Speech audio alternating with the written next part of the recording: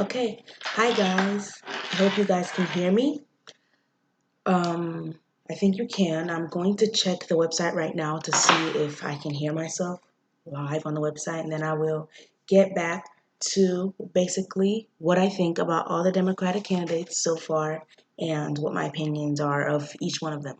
I'm not going to go into every single candidate. I'm just going to go into the ones that I think are more hot topics, more known that people are aware. I'm not gonna like go off and start talking about a candidate that I've never heard anybody else talking about. So I've actually written some notes here in my notebook about each candidate, and I'm just going to go in detail. Well, not in detail.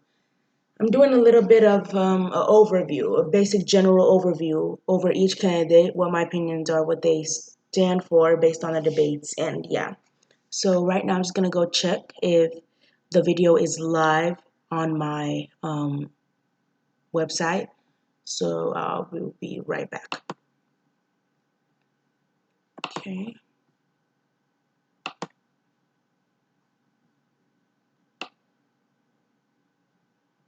Okay, guys, bear with me. Just want to see if it's live or if it's still it says 3 minutes.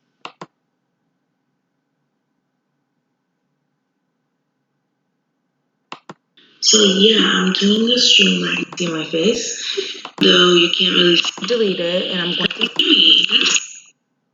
Okay. So okay. It says to see my. Okay. You know what? I'm just gonna go on with the live stream and figure out the rest when I get back, because I am actually going to Houston in a couple hours. In a couple hours. Okay, so first up is Cory Booker. He is a senator from New Jersey. He was actually on the first debate, and basically what my thoughts on him so far are that he is okay. I like when he said that he rejected contributions from big pharma and that he really wanted more contributions from individuals and that he wasn't willing to. It was kind of like appealing to our morals and basically saying that he wasn't willing to take any bribes from big pharma, because we do know that if he takes money from big pharmacy companies, then he can't really talk bad about them because they're funding his campaign.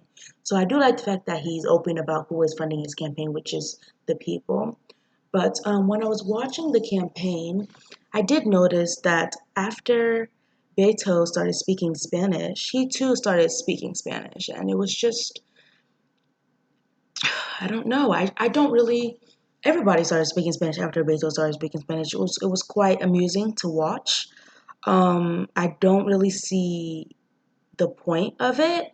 When Beto first started speaking Spanish, I was quite confused, to be honest. I was like, why? I don't.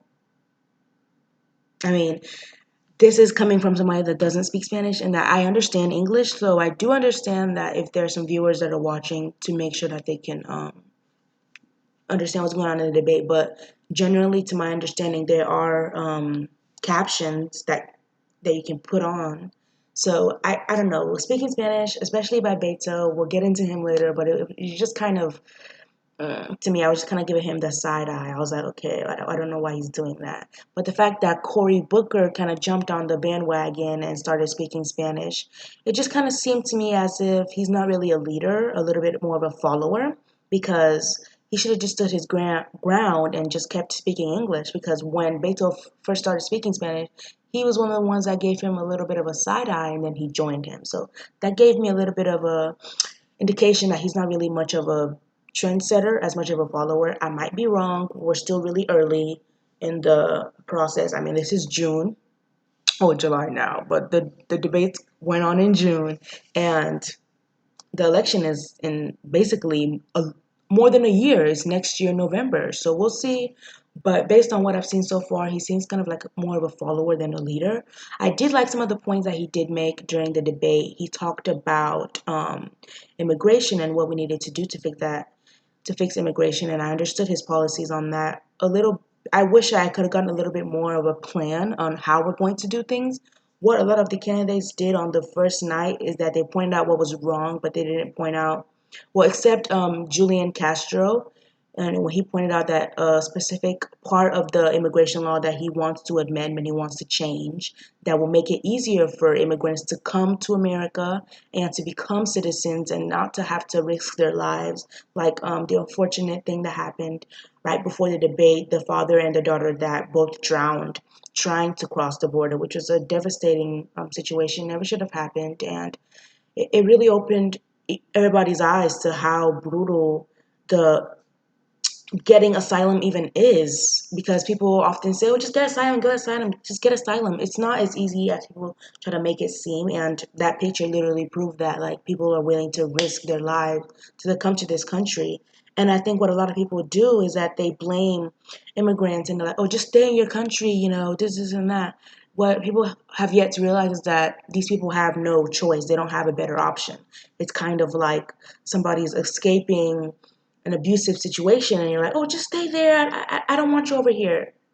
That's not what this country was built on. The country was built on the back of immigrants, built by immigrants. So I think that we should definitely be more welcoming in our immigration laws. I do not think that we should just open our borders and everybody is a free for all, everybody come in. We need to vet these people, but I don't think that the current situation is working. I don't think that the current situation with ICE, again, I'm speaking based on what I've heard on the news and what I've seen on social media sites. Have I been to these immigration camps and seen what people are claiming that they saw with my own two eyes? No, but I have seen videos and I have seen credible sources that have shown us what's going on in these immigration camps, and it's just brutal. These kids are sleeping on concrete floors. It's not right, and there needs to be something done about it. I do like that it was a very relevant topic. It was a topic that almost every candidate talked about, that they wanted to change something. I like the fact that people weren't trying to ignore it because it doesn't really affect them directly and saying, oh, yeah, that's a later priority. I like the fact that it's a really big priority right now in the debate. I hope that it continues to be a hot topic that is relevant and that it doesn't just die off like most things die off. But Cory Booker, I did like him. I liked a few of what he contributed to the debate. I look forward to seeing more from him. I feel like he's a very promising candidate. Only thing I didn't like was when he started speaking Spanish. I was just kind of like, why? It just didn't flow. And also, he kept he kept pointing out that he lived in a poor neighborhood with people of color, which I like the fact that he's trying to relate with the people. He's not just trying to come from like an elite class and say, oh yeah, I understand. Maybe a couple. I like the fact that he's current. It's not a lot of years ago I could relate to you, because familiarity, if you're not familiar with something, you can't really understand it. So I like the fact that he is more in touch with the people and in touch with the direct problems that are in the communities right now. A lot of people aren't worrying about, oh, taxes and all that. A lot of people just want to feel safe in their communities. And I do like the fact that in this debate, police, I won't say police brutality was a topic, but I would say that the police and citizen trust that's kind of disintegrating lately. I like the fact that it was a topic, and I like the fact that some candidates did um, address it and not just brush it under the rug. Julian Castro, as I stated before, I like the fact that he had a direct plan to help with immigration and to change immigration. I wish he spoke more about other topics. It kind of seemed like he was very passionate about immigration, which I understand, but he didn't really speak that much or get his point across, as he wasn't as passionate about other topics, which is fine. Everybody has their own bias, and that's fine. Just I wish I would have heard more from him. Bill de Blasio. I hope I'm pronouncing his name right. He's the New York City mayor. I do like the fact that he's coming from a place with credentials and stating that he runs the biggest police force in America, and he's running a very big city, and he has done multiple things to reduce the crime in New York City, and that have been successful. But he kind of just kept referencing the fact that he was the mayor of New York City, he was the mayor of New York City. I wish he had a little bit more, just something else. Like the meme. Can you talk about something else? Yeah. He just kept referencing the fact that he was a New York City mayor, the New York City mayor. I wish he talked about something else and talked about the plans that he actually had for government. I do like the fact that he addressed the fact that Mitch McConnell is the majority leader in the Senate and talked about how he was going to take him down. Take him down. Take him down.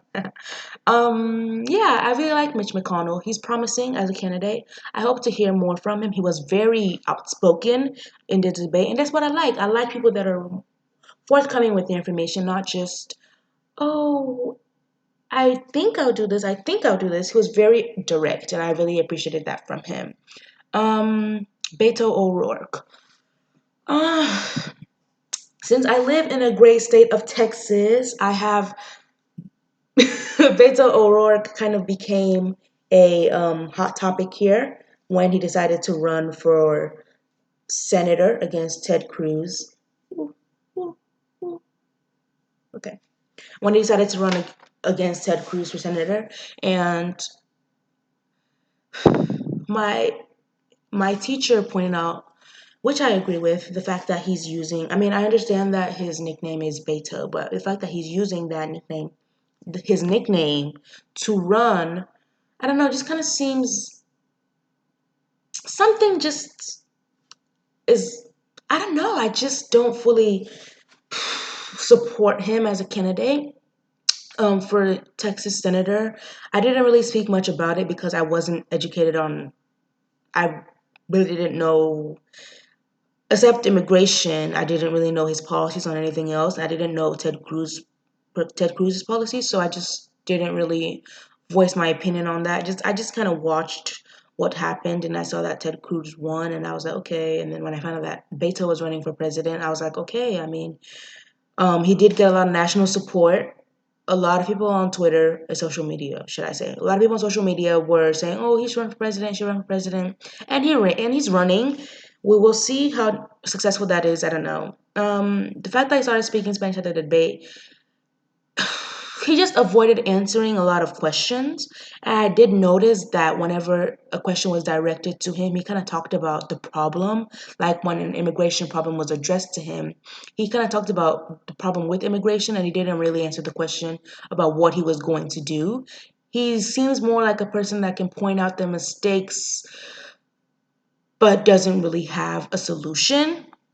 I don't know. I just noticed that during the debate, any question that was addressed to him, he just kind of he found a way to avoid answering the question and just found a way to really sound like a motivational speaker, if we're being honest, talking about we are a democracy and we need to do this and we need to do that. But when asked, okay, how do you plan on carrying that out? I noticed that he was lacking with his follow through and he didn't really answer the question. He didn't really tell us his plan. He just said, this is wrong. Needs to be fixed. This needs to be fixed.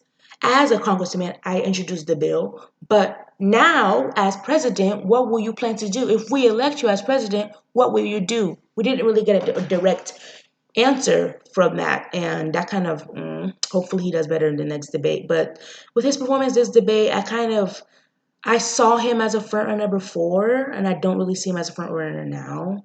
um it's just from this debate, the two people that I was really impressed with were Cory Booker because he was very outspoken, and also I liked Elizabeth Warren. I really liked her. I like the fact that her unofficial campaign slogan is that she has a plan. She seems like she's prepared for everything that all the problems that she will encounter while in office. I like the fact that she brought up global warming, and how we need to prioritize that. I like the fact that she brought up immigration. I like the fact that she's bringing up the wage gap. She seems to be able to say the really right things, and she seems to have a plan for everything. Um, do I see her as a front runner? I actually do. I do see her as a front runner. She seems very confident, and she seems like she knows what she's doing.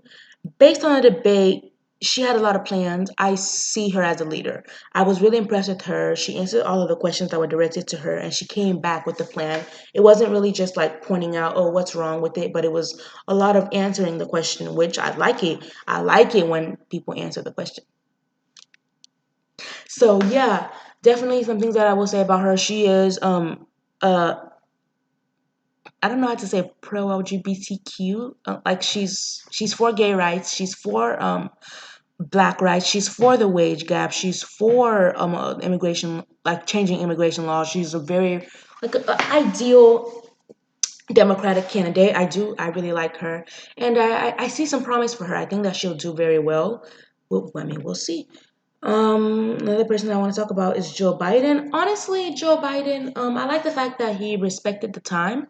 A lot of times during these debates, when the commentators or the mediators are trying to say, okay, time is up, a lot of candidates just keep talking and keep talking. But I like the fact that when he was told time was up, he stopped talking and just said, okay, I'll let that go. His little, well, not little, his feud or duel, I don't know, with Camilla Harris was kind of interesting to watch. I like the fact that he said that I am not a prosecutor, because she is a prosecutor and she has put a lot of people in jail, but then again, that's the job of a prosecutor. There are some things that she's doing that I don't fully agree with, that she has done that I don't fully agree with. But Joe Biden, he was very respectful. I didn't really see a lot of passion from him. I kind of feel like he's not hungry for it, if you know what I mean. A lot of these candidates, like Bernie and Cory Booker and Julian Castro and Elizabeth Warren, they're very passionate about what they're talking about, and they're very just they're riling up the people. They're giving us direction. With Joe Biden, I feel like he kind of has this kind of feeling like, oh, I got this in the bag. Like, I don't know. From the debate, I didn't really see a lot of passion. I didn't really see a lot of hunger. I saw somebody that's very comfortable and that knows that they will be a front runner, and he will be, because I mean, he was vice president, so he's a success. I'm sorry, he has had a successful political career. I just wish I saw a little bit more passion from him. Um, Camilla Harris. She is trending on, well, she has been a trending topic on Twitter for the past couple of weeks, since she actually announced her debate and she went on the Breakfast Club and said that, of course, I smoke weed. I'm a Jamaican, which rubbed a lot of Jamaicans the wrong way.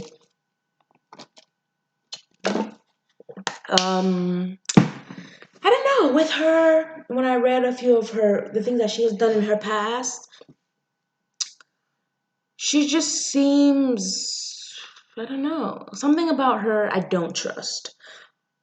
She was very it seems like she was very she just wanted to point she used the fact that she is mixed race, and yeah, she is mixed race, so she does have a new perspective on some things that other people on that stage don't have, because no matter what, you can sympathize all you want, you can understand what you want, but until you're really put in the situation, until you are faced with the situation, until you can actually relate to being in a situation, you can't really understand a lot of the issues that people have. So with the black vote, I see her trying to win that, because she keeps talking about the fact that especially busing was a huge topic for her in this debate, and she talked about busing and how Joe Biden was against that, and he is now sort of recant on his original stance, which uh, everything is about growth.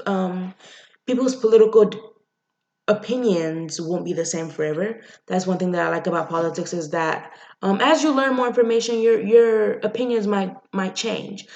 I took a government class this summer, and a lot of the opinions that I had about gun control have now, I won't say that they did a complete 180, but they have changed a little bit, and now I am seeing some perspective. So it's all about growth, and it's all about seeing from your mistakes and learning from them. So I do see that he has learned from that, and um, he has kind of recant on his original position in that, in busing.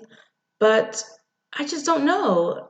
I don't know. It's just like Camilla, I have a hard time trusting her.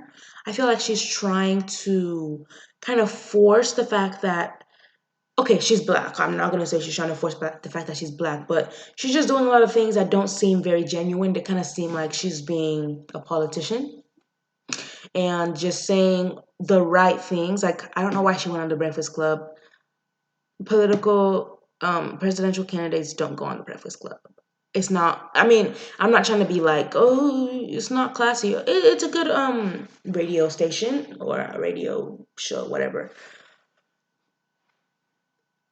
I mean, Elizabeth Warren went on there too, I think. So, but it's just, I don't know. She's just the whole I smoke weed thing. She's trying to relate, but I don't see the relevance of her pointing out the fact that she has smoked weed if she's not planning on like maybe legalizing weed all across the states. It just seems like she's trying to lure people in, but she's not really promising to do anything. Actually, on my timeline today, I saw that she said that she's not going to. She was at Essence Fest, which is in NOLA, New Orleans, and she was talking about the fact that she's not really going to do anything directly about the issues that Black people are facing, and people seem outraged about that. But then again, she has to do that because as a minority in the country, she has to do what's in the best interest of everybody, and she has to be mindful of what she says. We wouldn't really like it, though past presidential candidates have blatantly done things for the benefit of their race and their race only, so I'm not going to say anything about that. Actually, I recant on my statement. See, I just grew. In 1 second. Kamala Harris, she's one to watch. I'm watching her. I don't quite trust her just yet, but I really liked her passion at the debate. She was passionate about what she was saying. She knew what she was going for, and she executed. Do I agree with some of the stuff that she said? No, I do not, but she is definitely a candidate to watch. And I feel like, yeah,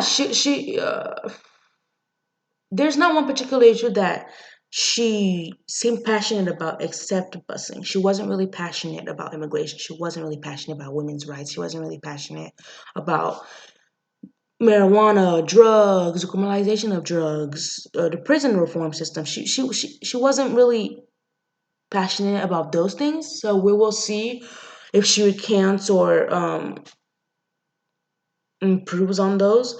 For now, it seems like she's not, and that's fine. Everybody has things that they care about, and I'm not going to blame her for not being passionate about something. We all have things that we like, we all have things that we don't like. Oh, I have so many other candidates to get to. Bernie Sanders, he was, uh, he is a self-proclaimed democratic socialist. Sorry, I have to drink some water.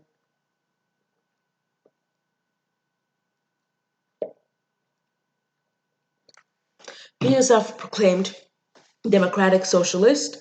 So again, he's coming with socialist policies. I actually will be dropping a blog post about Bernie Sanders later on this week. So I'm not going to go too much in detail about what I think about Bernie Sanders because again, I will be posting a blog post about him. So be on the lookout for that. He is very passionate and he is standing up for what he believes is right, which is great.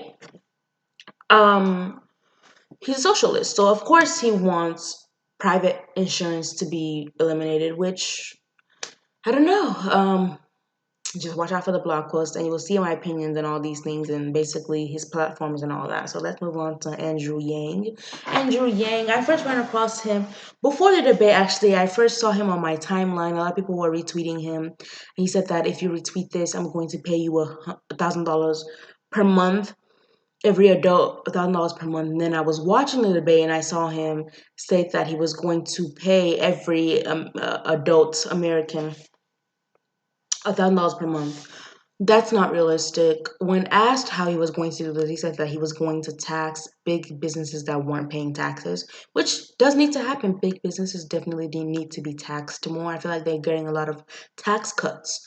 But to pay $1,000 to every citizen per month, I just don't see that happening. It's not going to happen. He's just making false promises. He has no clear plan for how he's going to execute that. He just kind of piggybacked off what the other candidates were saying all night, which was talking about the tax cuts that big businesses were getting and how they were going to prevent that from happening when they took office. And I felt like he just kind of used that to say, oh, yeah, I'm going to do that to pay every American citizen, adult, $1,000 per month. It's not going to happen. I don't see that happening. I don't really see him as a front runner in this election. I don't think I'll see him at the next Democratic debate. Senator Kirsten Gillibrand, I was really impressed with her. She was very passionate about women's rights. One thing that I would say is that she was very passionate about women's rights. She said that Roe v. Wade should be made, and let me make sure that she's the one that said that. Oh no! Ooh, ooh. I'm wrong. Elizabeth Warren said that Roe v. Wade should be a law, which I absolutely agree with. I am pro-choice. So Roe v. Wade definitely needs to be made a law. Women have a right to privacy, and the government should not be interfering with a woman's right. Oh, I should cover up IHOP since they're not sponsoring me. But sorry, I'm thirsty. Whew. Women definitely should have a right over their own reproductive systems. I don't feel like the government should be interfering in that.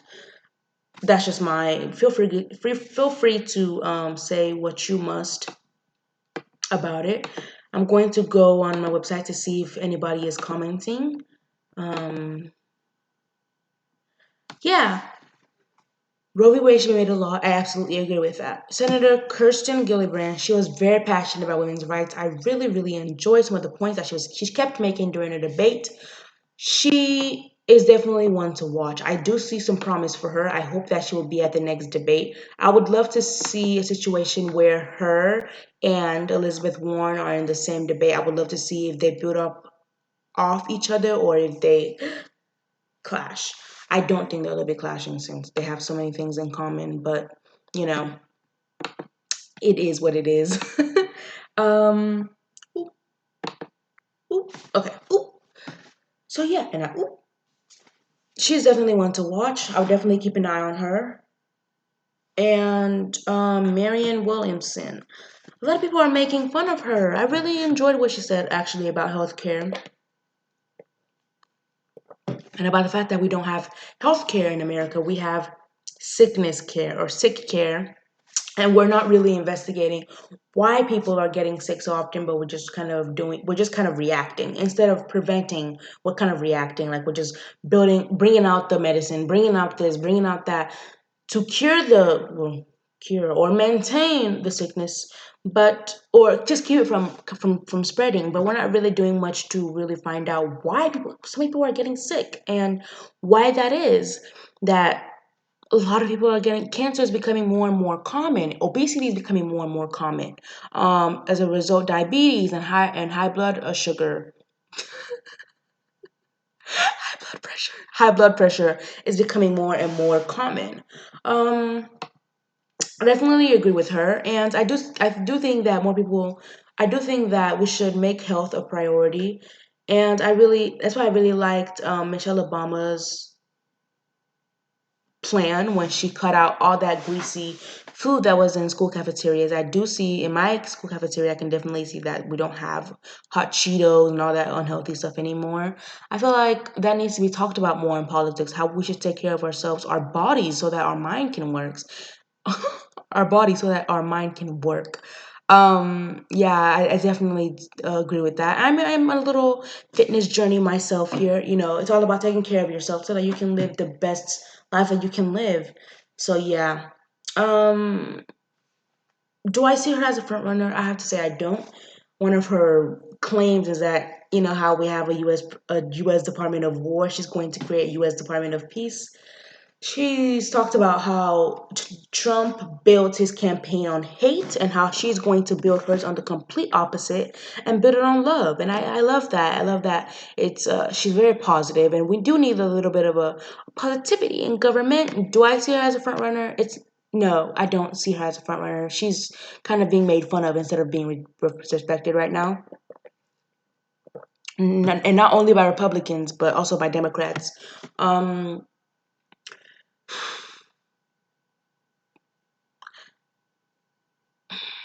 I don't see her as a front runner.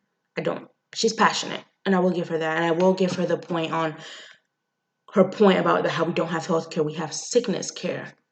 I will give her that. But on the other topics, she wasn't very, she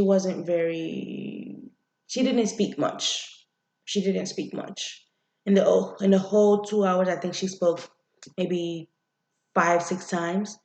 It's not enough. She's already not a very well known candidate, so she should have taken advantage of the fact that she was on a stage with so many prominent candidates and really spoken more, and she just didn't really take full advantage of that. Personally, I didn't know about Cory Booker before I watched the debate. watching the debate, now he's a front runner in my mind. I didn't know about Bill de Blasio before the debate, but now because he took advantage of the platform that he was given, he is a front runner. Um, who else did I know about? I knew about Elizabeth Warren. I really respected her more after the debate. Yeah, Andrew Yang. I don't see him as a front runner. One critique that I have about the first debate was that it didn't seem much like a debate. It seemed like a discussion. There wasn't a lot of contrast. Everybody was just simply agreeing with what the other said and saying, "Yeah, I totally agree with that. I totally agree with that. Totally agree with that." Oh, immigration, which is to be expected. I mean, they are the same party, but I wish I would have seen a little bit of some originality. I saw a lot of sameness. I saw a lot of blending in. I didn't see a lot of, shall I say, originality. Again, I know that they are the same party. I know that they're gonna have some platforms in common, but I just wish I would have seen more originality. I'm looking forward to the second debate. I wonder who will be in that debate. But for now, I definitely have my eye on a few candidates, and I am watching to see who's going to drop out and who's going to be here in the next few months. So definitely keep your eye out for that. I will be making more updates, and I'll be updating you guys on. I'm going to write an article on 5 candidates. Um, 3 that I can confirm that I will write about right now. I've already written my Bernie Sanders one, and that will drop on later this week. I am writing my Joe Biden one, and that'll probably go on. That will probably be live later next week. And then I'm definitely going to write one about Kamala Harris. Another person that I'll probably write one about is Elizabeth Warren. But the other one that I will write about is kind of up for grabs right now. If anybody that catches my attention that I feel like you guys need to know more about and that I feel like will be a front runner in the race, I will definitely write about. Thank you guys for watching my live stream. I really appreciate it. Please leave a like and a comment. Tell me what you would like me to talk about for the next video. And I really appreciate you watching. Have a nice day. Bye.